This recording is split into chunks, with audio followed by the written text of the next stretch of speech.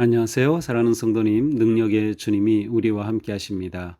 우리와 함께 하시는 주님을 찬양합니다. 기도합시다. 주님, 감사합니다. 오늘도 주님의 은혜를 사모합니다. 주님의 말씀에 귀를 기울입니다. 마음을 깨우쳐 주시고 영을 깨우쳐 주셔서 주님의 진리 말씀을 깨닫게 하시고 주시는 말씀이 오늘도 저희들의 삶의 양식이 되며 말씀 위에 든든히 세워져 가는 저의 하루가 되게 하여 주시옵소서. 언제나 주시는 주님 말씀을 감사함으로 받고 기쁨으로 받아서 말씀의 은혜 가운데 승리하며 나아가는 저희가 되게 하여 주시옵소서. 예수님 이름으로 기도합니다. 아멘. 오늘 말씀은 마태복음 17장 14절부터 27절까지입니다. 그들이 무리에게 이르매 한 사람이 예수께 와서 꿇어 엎드려 아뢰되 주여 내 아들을 불쌍히 여기소서. 그가 간질로 심히 고생하여 자주 불에도 넘어지며 물에도 넘어지는지라. 내가 주의 제자들에게 데리고 왔으나 능히 고치지 못하더이다. 예수께서 대답하여 이르시되 믿음이 없고 패역한 세대여, 내가 얼마나 너희와 함께 있으며 얼마나 너희에게 참으리요. 그를 이리로 데려오라 하시니라. 이에 예수께서 꾸짖으시니 귀신이 나가고 아이가 그때부터 나으니라. 그때 제자들이 조용히 예수께 나와 이르되 우리는 어찌하여 쫓아내지 못하였나이까. 이르시되 너희 믿음이 작은 까닭이니라. 진실로 너희에게 이르노니 만일 너희에게 믿음이 겨자씨 한 알만큼만 있어도 이 산을 명하여 여기서 저기로 옮겨지라 하면 옮겨질 것이요 또 너희가 못할 것이 없으리라. 갈릴리에 모일 때 예수께서 제자들에게 이르시되 인자가 장차 사람들의 손에 넘겨져 죽임을 당하고 제3일에 살아나리라 하시니 제자들이 매우 근심하더라. 가버나움에 이르니 반세기를 받는 자들이 베드로에게 나와 이르되 너의 선생은 반세기를 내지 아니하느냐. 이르되 내신다 하고 집에 들어가니 예수께서 먼저 이르되 시몬아 네 생각은 어떠하냐. 세상 임금들이 누구에게 관세와 국세를 받느냐. 자기 아들에게냐 타인에게냐. 베드로가 이르되 타인에게니이다. 예수께서 이르시되 그렇다면 아들들은 세를 면하리라. 그러나 우리가 그들이 실족하지 않게 하기 위하여 네가 바다에 가서 낚시를 던져 먼저 오르는 고기를 가져 입을 열면 돈 한 세겔을 얻을 것이니 가져다가 나와 너를 위하여 주라 하시니라. 아멘. 자, 오늘 말씀은 이제 서로 다른 세 가지의 내용이 이렇게 묶여져 있습니다. 먼저는 이제 귀신 들린 아이를 고치신 사건이고요. 또 예수님께서 죽으심에 관한 예고를 하시는 것과 그다음 이제 성전세를 내시는 거죠. 자, 14절입니다. 그들이 무리에게 이르매, 여기서 그들은 누구예요? 예수님과 또 세 제자들이죠. 한 사람이 예수께 와서 꿇어 엎드려 이르되 주여 내 아들을 불쌍히 여기소서. 그가 간질로 심히 고생하며 자주 불에도 넘어지며 물에도 넘어지는지라. 내가 주의 제자들에게 데리고 왔으나 능히 고치지 못하더이다. 자, 예수님의 그 제자들이 이제 무리를 만나게 됐는데 그 무리 가운데 한 사람이 와서 예수님 앞에 꿇어 엎드려서 구하는 겁니다. 제 아들을 불쌍히 여겨 주옵소서. 지금 제 아들이 간질에 걸려서 너무도 고생하고 있습니다. 이 간질이 걸리면 이게 뇌전증이라고 하죠. 본인의 의사와는 상관없이 어떤 뇌의 작용에 의해서 몸이 흔들리고 쓰러지고 넘어지고, 그러니 이 아이가 불에도 넘어지고 물에도 넘어지고 막 너무나도 고생하는 거죠. 그래서 제자들에게 고쳐달라고 데리고 왔습니다. 하지만 이 제자들이 고치지 못했어요. 여기서의 제자들은 어떤 사람들일까요? 예수님과 세 제자들이 변화산에 올라가 있는 동안에 마을에 머물러 있던 제자들, 그러니까 9명의 제자들인 셈입니다. 자, 오늘 본문이 바로 예수님의 변화산 사건에 이어진다고 하는 점에 우리는 주목해 봐야 합니다. 예수님은 높은 산에 올라가셔서 몸이 변형되셨죠.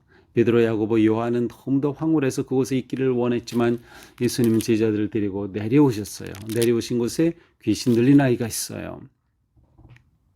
예수님은 바로 이렇게 삶의 자리, 삶의 현장, 인생의 고통과 아픔이 있는 그 자리로 내려오시는 거죠.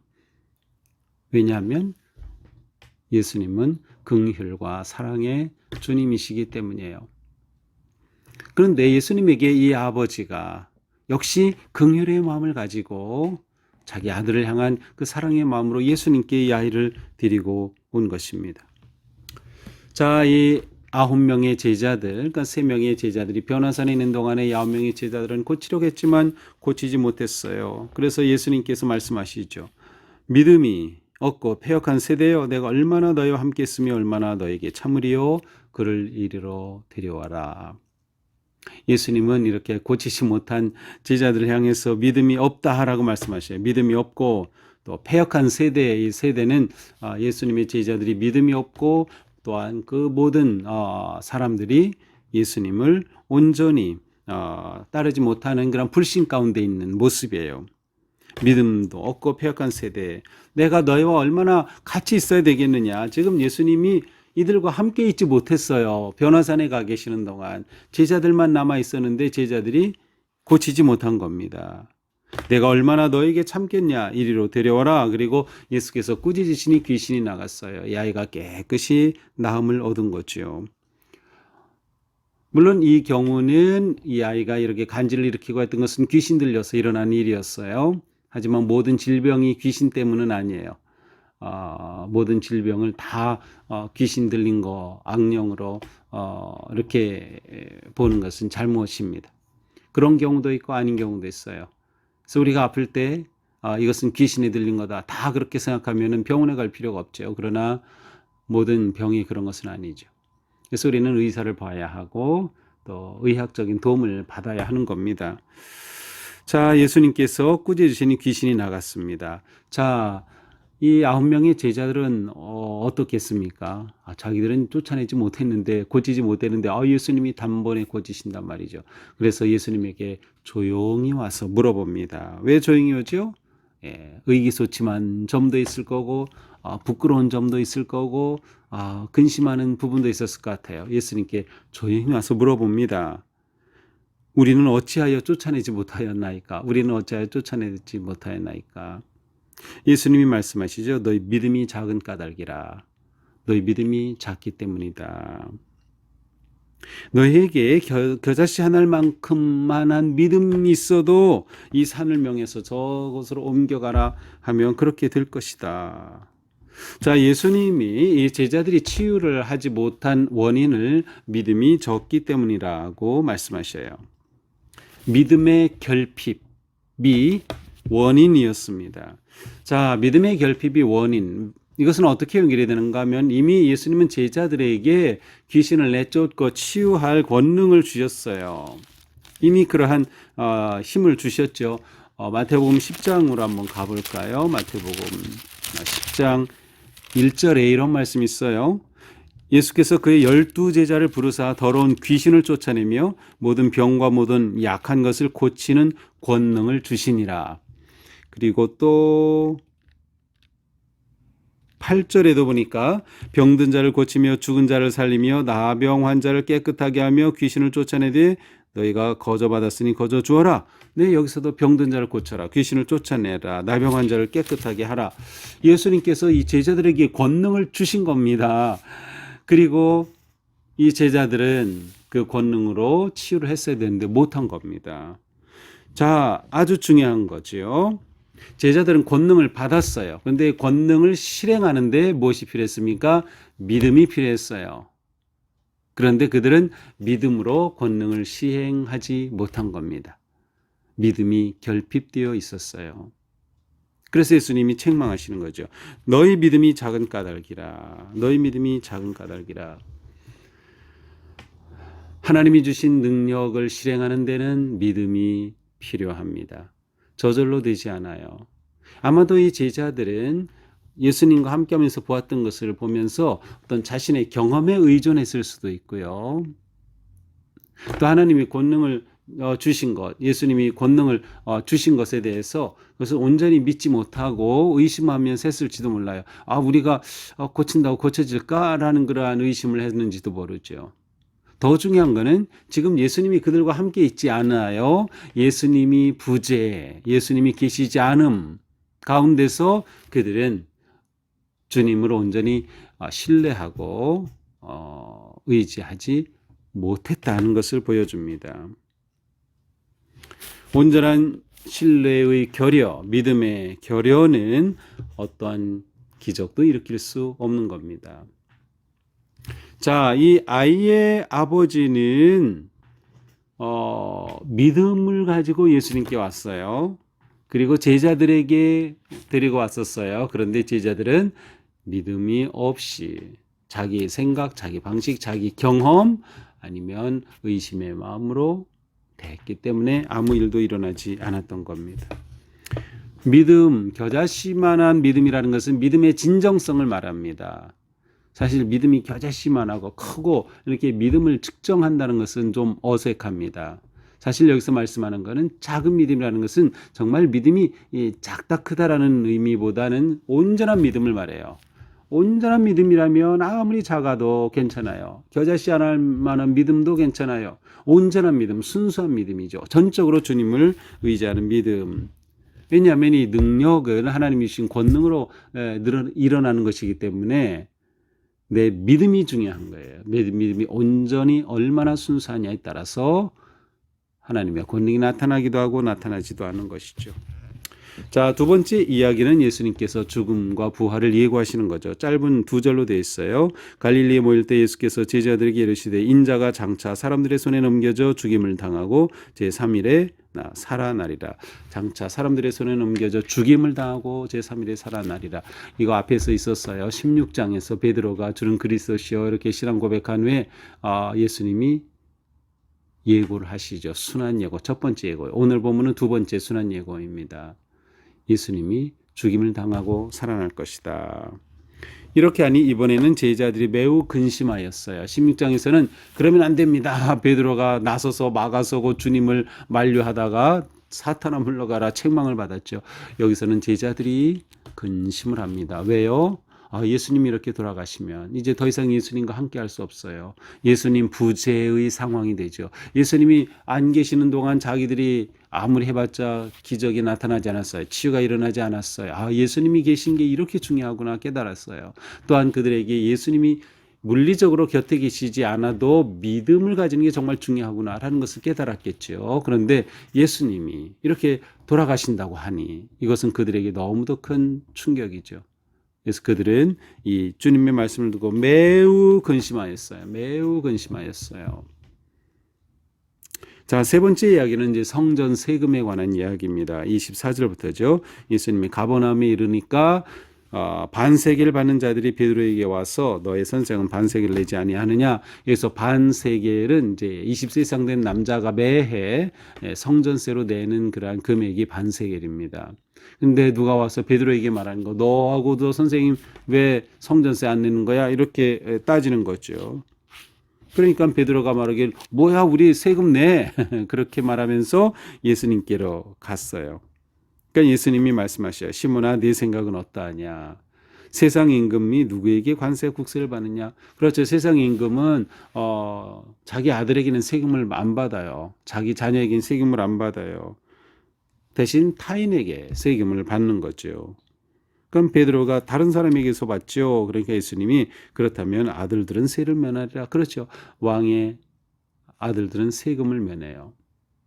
자, 예수님은 하나님의 아들이셔요. 성전은 하나님이 주인이셔요. 그러니 예수님은 세를 낼 필요가 없어요. 성전 세금은. 자, 여기서 또 예수님이 아들들은 세를 면하리라. 따라서 아들들이란 복수로 형을 사용함으로써 예수님을 따르는 제자 또한 하나님의 자녀이죠. 성전세를 낼 필요 없다. 이건 영적으로 해석하는 거예요. 그래서 이러한 예수님의 말씀대로라면 세금을 낼 필요 없어요. 하지만 예수님이 말씀하셔요. 그들이 실족하지 않게 하기 위해서 왜 너희들은 세금을 안 내? 이렇게 따지는 사람들에게 그들이 실족하지 않게 위해서 세금을 내자. 그런데 예수님은 내시는 똑같이 내시는 성전 세겔이지만 특별한 방법으로 세금을 내게 하시죠. 베드로에게 뭐라고 하셔요? 바다에 가서 갈릴리 호수에 가서 낚시를 던져 처음 오르는 물고기를 잡아서 입을 열면 그곳에 이 세금을 낼 반세겔짜리 돈 한 세겔을 얻을 것이다. 한 세겔이니까 베드로하고 예수님 반세겔씩 해서 두 분의 성전세를 낼 수 있는 거죠. 가져다가 나와 너를 위하여 세금을 내라. 자, 예수님은 굉장히 뭐라고 할까요? 지혜로우셨어요. 괜히 세상 사람들과 부딪힐 필요가 없어요. 그리고 그들이 사회적으로 정해져 있는 이러한 세금과 또 성전세를 내는 이러한 모든 것들에 대해서 예수님은 그 사회적인 그 모습을, 그 규칙을 그대로 존중하고 따르는 모습을 보여줍니다. 그렇게 함으로 예수님의 복음 사역이 막히지 않는 것이죠. 사회법과 관례를 존중할 줄 아는 것 역시 우리 그리스도인에게 매우 중요합니다.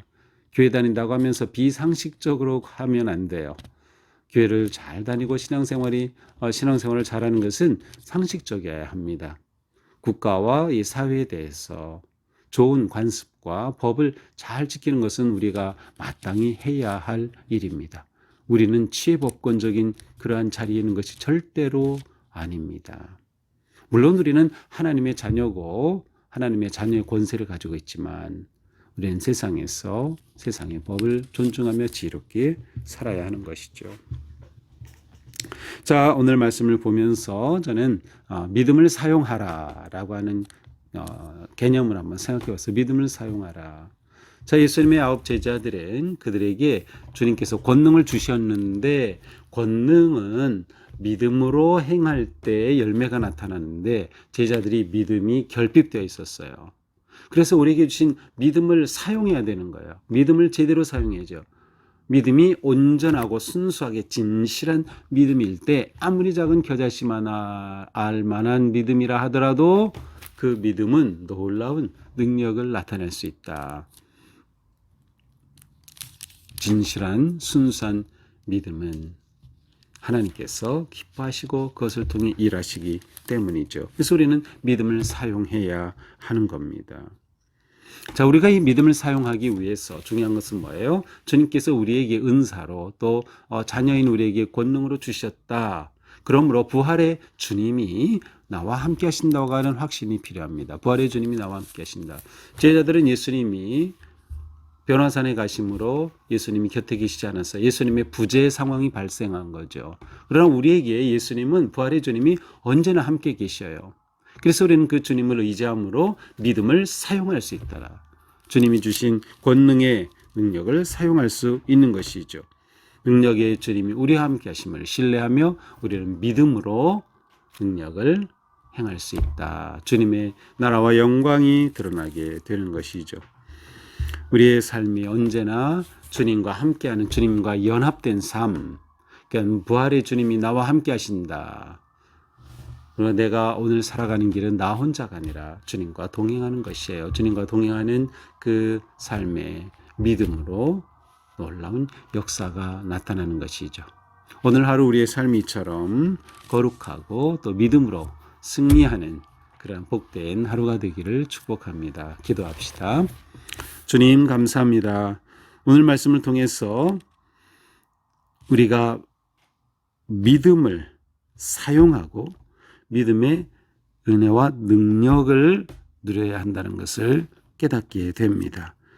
우리는 예수 그리스도를 믿어 성령님이 우리 안에 거하시고 우리에게 이미 놀라운 은사와 능력을 주셨음에 감사드립니다. 하지만 우리가 믿음으로써 이 능력을, 권세를 행해야 되는데 우리에게 믿음 없음을 불쌍히 여겨 주시옵소서. 작은 믿음이라도 진실하고 살아있는 믿음이라면 놀라운 역사가 일어날 줄 믿습니다. 주님, 저희 믿음을 그렇게 순전하게 하여 주시고 온전한 믿음으로 기쁘게 주님을 섬기는 저희가 되게 하여 주시옵소서. 예수님 이름으로 기도합니다. 아멘. 네, 오늘도 주님의 은혜 안에서 우리의 삶이처럼 믿음을 실행하고 믿음을 사용하는 그런 삶이 되기를 축복합니다. 사랑합니다.